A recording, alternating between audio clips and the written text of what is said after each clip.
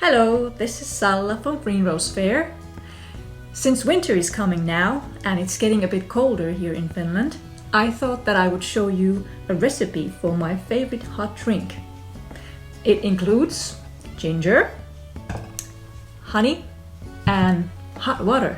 That's it. So first you need to cut a piece of the ginger. So about this size I think will do for one drink. And then I have to peel this. Just be careful with the knife. Okay, that will do. Perfect.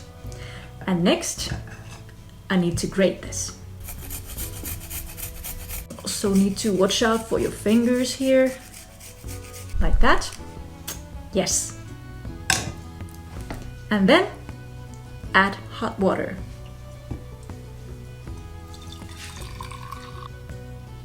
The water doesn't have to be boiling, just hot.